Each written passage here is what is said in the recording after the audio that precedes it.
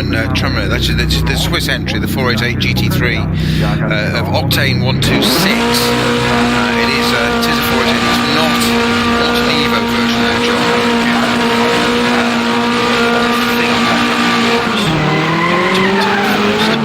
Jonathan Hirsch, yes, yeah, and that was Jonathan that we spoke to, so that would make sense.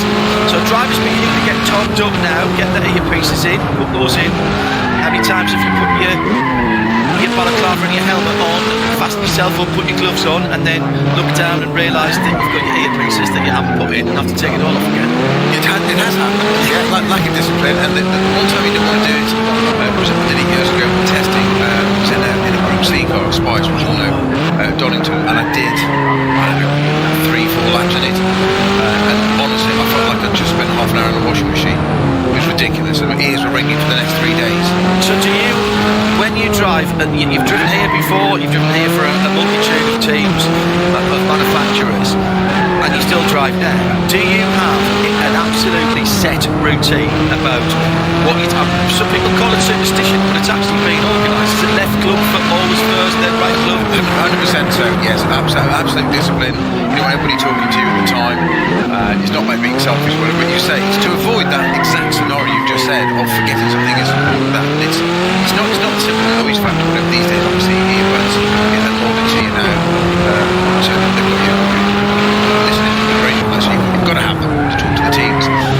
But yeah, it is absolutely the sort of, the left sock first, the left glove first, and if you do it the wrong way round, or something, if you take that clock, you have to do it back, you have to go back again, start again. So you can't take your left glove off again, and scratch or something, put it back, because then you've got that one on first, you've got to do the glass, you've got to do the way round. It is these superstitions that I think most drivers do have them, one way or the other. So that's Peter Snowden. I'm John Hind off the grid. It's beginning to be cleared now. It is the number 99 Rower BMW on pole position after the top qualifying this morning. And that's yellow, white and grey car sitting in echelon formation at the moment. New pace cars, new safety cars. Well, no, they are pace cars. Safety cars. I know this always used to be Porsche. It looks like the German, partner brand, of course, Audi and Porsche both part of VHA for the moment. But that's an Audi R8 that is sitting at the front of the field. There's been various 911s in the past, and sometimes the secondary and tertiary safety cars for the other groups have been from other manufacturers. So BMW's 2, the 4 in the qualifying, Peter, and they're on a roll at the moment. 1, 2, 3 and 5 in the last NLS. A little bit of a BOP. I was about to talk to that before we went back down to the grid. They've lost literally a couple of horsepower, 4 horsepower from those cars. Will that make a difference? A bit more psychological than anything else. So you think you've lost them, why? There's a reason for it. The organisers have got a very valid reason for it. Will it make that much difference? I don't know. So what I'll do, I might text somebody down half a minute and just ask them and say, why don't I do that? What am I doing that? Right. I'll ask 10 direct. 10 kilos for the Porsches would seem to me to be slightly more significant, because weight, it's not just about a straight line. You've got to move that around when you turn and left and right, when you're accelerating, when you're braking. So 10 kilos doesn't sound a lot, but if you or I could lose 10 kilos, we'll take that in a heartbeat, wouldn't we? I'll split it with you 5 each. All right, if I could get 5 off, I'd be back down to 100 again, which I'd be very, very happy with.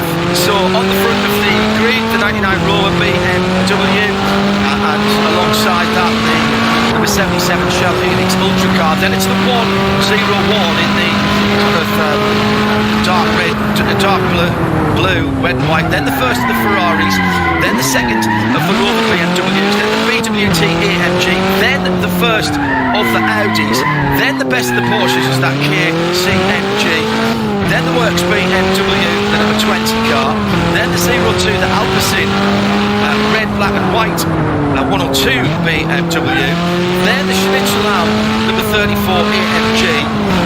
Phoenix Audi comes next to number 22, and then we've got the next Porsche. They're very well split up. Then the second of the BWT EMGs, the 25 Porsche, the 116 KTM Cross Boys, bright KTM Cross Boys, bright orange. Then the 5 Audi. And a bit of fun, missing an Audi out there, which the cameraman's moving just a little bit too quickly for me. Then we are into where the Glickenhaus is, right beside the Bilstein number 6, and that running in SPX, of course, but there's a very good amount of GT3 cars, some 30 plus GT3 cars in, there's an ARM category in that as well, and that's before we get down to the GT4s, and there's plenty of Aston Martins for Snowy to get excited about in the GT4s. The new BMW, or fairly new BMW M4 GT4 as well as the M4 GT3, and of course the Porsche 718 Cayman CS Club Sports are in there as well, and we are rolling with 20 minutes to go to the green flag. We have got them going down through the first little chicane. They don't use the full part of the arena section. That's that odd little hook that they come through, so you barely get it slowed down and stopped for the first corner, which is a tough braking area, as Peter very well knows. You come into that pretty much blind because it's a curve coming into it, and it's downhill, and you're braking, and then it dips in the middle, and then just as you come out of it, it goes negative camber. There's pretty much everything that a racing car doesn't want on that first one. To add to that, you need to change your breathing when you approach that. You arrive so quickly that you literally need to not have air in your lungs when you brake. It's such a stop. You need to control your breathing and exhale before you get onto the brakes, because it will knock it out of you otherwise. Then turn right, turn left, and then breathe again. I don't have to start thinking about breathing when I brake now, Pete, as well. I have trouble remembering which pedal to hit, what gear I'm supposed to be in. The devil's in the detail. Just go back through quickly for cars you're reading out there. John, this is to mention that, of course, we've lost one Porsche, the number 44 Falcon Motorsport Porsche, with a fairly big accident to Klaus Bachler in free practice yesterday. All okay, but the car decidedly not so that'll be out and come back at the entry for the team this weekend. I think we also lost the number 12 Mercedes Team Bilstein entry of Raffaele Marciello, who was such a stellar driver, Brands Hatch last weekend, wasn't he? Manuel Metzger and Lucas Stoltz in that car. It may be out. Number 44 Porsche certainly is out of contention. Anything partaking this weekend. The number 12 Mercedes may well recover. I think they are working on it. It's a possibility. It's not in this race, John, but it might be out tomorrow. Keep an eye. It appears on the grid now in my sight, so we can see it. Then great, another shot quicker than ever. But that should be about, I think, by tomorrow latest. Okay. That is an advantage, of course, of spreading this over 2 days. There was apologies, sorry, the number 44 Porsche was actually it was crashing. Nothing good ever happens in warm-up, as they say goes. Dan Binks, famous at Corvette Racing, used to say, we asked him, why are you not having warm-up? We don't need any practice in fixing stuff. Except he didn't say stuff. He used a far more descriptive and rather Anglo-Saxon term for an American. I think you can use your brains and work out that. So a Lamborghini all the way at the back of the first group, which I wasn't expecting. There was one of the cars from top qualifying was penalised because they didn't go out with a full tank of fuel as they had to. It's Hyundai that leads off the second group in the Elantra, the fastback car. Then one of the Aston Martin GT4s.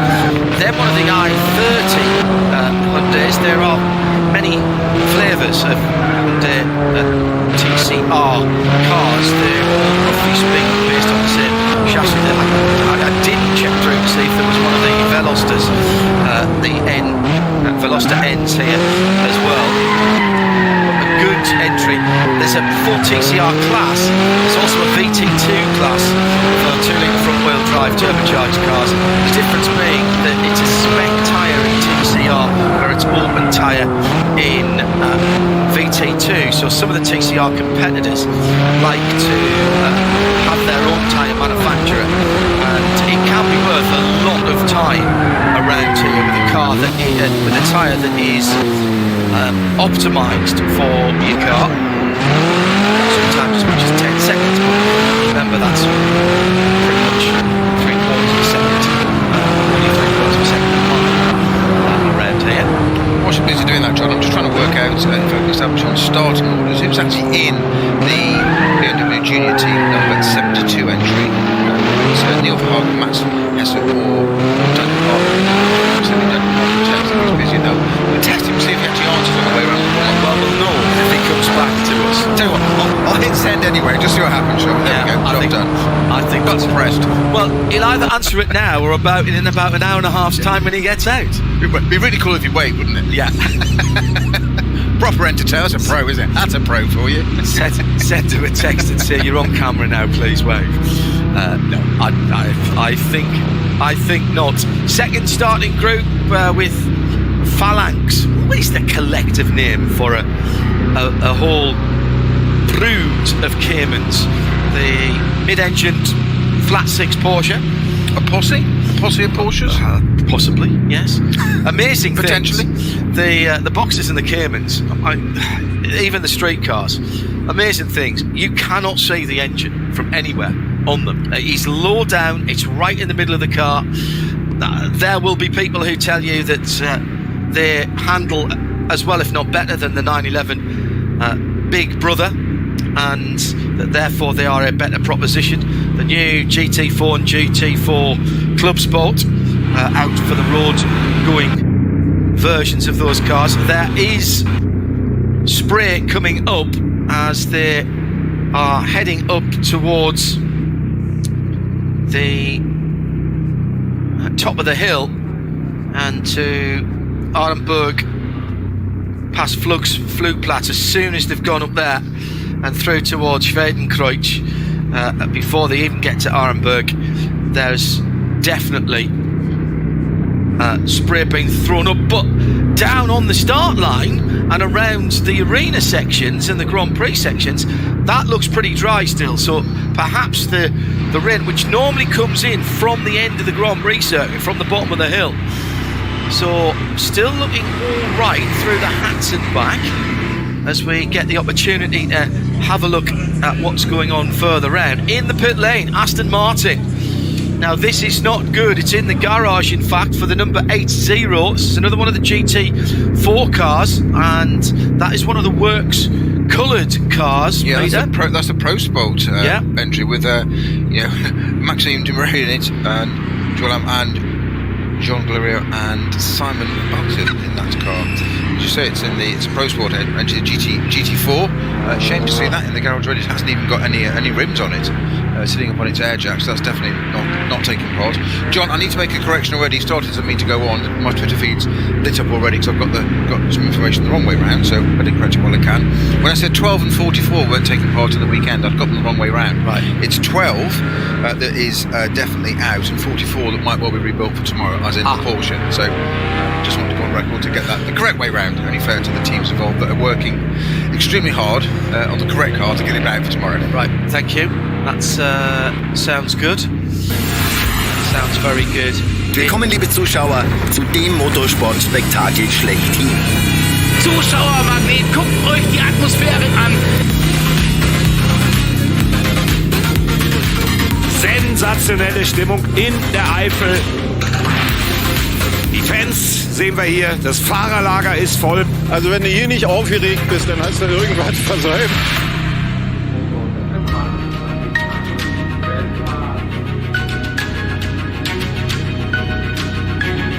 Und lassen wir uns freuen auf 24 Stunden Motorsport vom Allerfeinsten.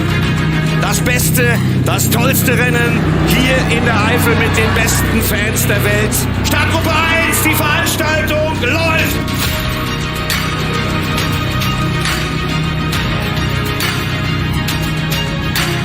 Ich krieg die Pimpernellen, ihr ärgert euch, wenn ihr nicht angereist seid.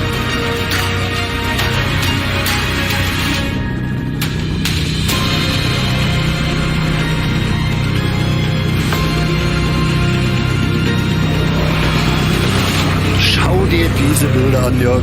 Die hell erleuchtete Grand Prix-Strecke, das Fahrerlager